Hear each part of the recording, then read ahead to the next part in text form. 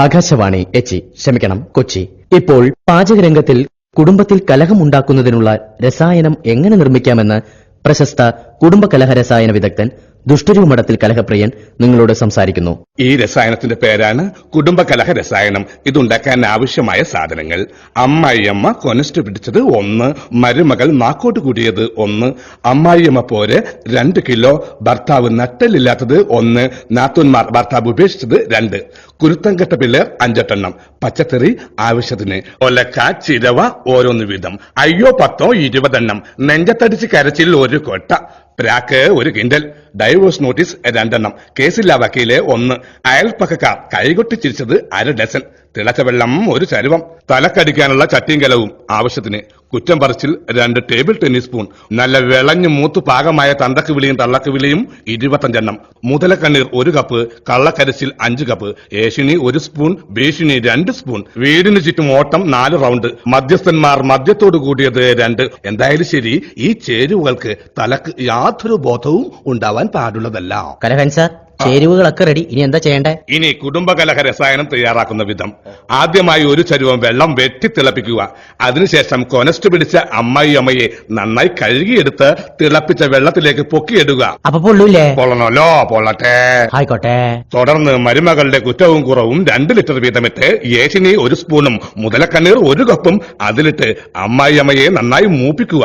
അല്പം കഴിയുമ്പോൾ എടിമുടിഞ്ഞവളെ എന്നൊരു വൃത്തികെട്ട ശബ്ദം ചരുവത്തിൽ നിന്ന് കേൾക്കാം. അപ്പോൾ രസായനം ശരിക്കും മൂത്തു എന്ന് മനസ്സിലാക്കാം. അപ്പൊ എന്തെങ്കിലും പറ്റുമോ? പറ്റണല്ലോ, പറ്റട്ടെ. ആയിക്കോട്ടെ. ഉടൻ 2 കപ്പ് പച്ചത്തെറി കൂടി അതിലിട്ട് അമ്മായി അമ്മയെ നന്നായി വഴറ്റിയെടുക്കുക. അപ്പോൾ അമ്മായി അമ്മയുടെ രക്തം തിളക്കും. ഇതിനുശേഷം നാക്കോട്ട് കൂടിയ മരുമകളെ ചരുവത്തിലേക്ക് ഇടുക. എന്നിട്ട് 2 പേരെയും നന്നായി ഇളക്കി കൊടുക്കുക. 2 കൂടി ചാവൂലേ? ചാവണല്ലോ, ചാവട്ടെ. ആയിക്കോട്ടെ. ഇപ്പോൾ ചരുവത്തിന്റെ അകത്തു നിന്നും ഏഷണിയും ഭീഷണിയും ലോകത്തിൽ ഇന്നുവരെ കേൾക്കാത്ത പച്ചത്തെറികളും നുരഞ്ഞു പതഞ്ഞ് പൊന്തി വരും. ഈ സമയത്ത് ഭർത്താക്കന്മാർ ഉപേക്ഷിച്ച നാത്തൂന്മാരെ 2 ഇട്ടുകൊടുക്കുക. തുടർന്ന് പ്രാക്ക് 1 കിൻഡലിട്ട് മിക്സ് ചെയ്ത് ഇളക്കുക. അവർ തമ്മിൽ ശരിക്ക് തിളച്ചു മറിയുമ്പോൾ ഉലക്കയും ചിരവയും ഇട്ടുകൊടുക്കുക. ഇപ്പോൾ ചരുവത്തിൽ നിന്നും എന്നുച്ചത്തിൽ കരച്ചിൽ കേൾക്കും. ഈ സമയത്ത് കുരുത്തം കെട്ട പിള്ളേരെ നിക്കറുരിഞ്ഞ് അതിലേക്ക് ഇടുക. പിള്ളേർക്ക് പൊള്ളൂലേ? പൊള്ളണല്ലോ, പൊള്ളട്ടെ. ആയിക്കോട്ടെ. 1 മണിക്കൂറിന് ശേഷം നട്ടലില്ലാത്ത ഭർത്താവിനെ ഫോൺ ചെയ്ത് വിളിച്ചു വരുത്തി നാട്ടുകാരെ കൊണ്ട് ചരുവത്തിലേക്ക് ഇടിക്കുക. ഭർത്താവ് അമ്മായി അമ്മയുടെയും ഭാര്യയുടെയും കാല് പിടിച്ച് കരയുമ്പോൾ രസായനം പാകമായി എന്ന് മനസ്സിലാക്കാം. അതിനുശേഷം കേസില്ലാ വക്കീലിനെ കൊണ്ട് 1 ഡൈവോഴ്സ് നോട്ടീസ് കീറിയിട്ട് താളിച്ചെടുക്കുക. തുടർന്ന് മദ്യമുള്ള മധ്യസ്ഥന്മാരെ അവിടെ ഇവിടെ വിതറിയതിനു ശേഷം ഇതിനെ മൂടിവെക്കാൻ അനുവദിക്കുക. ഇപ്പോൾ കുടുംബകലഹ രസായനം തയ്യാർ.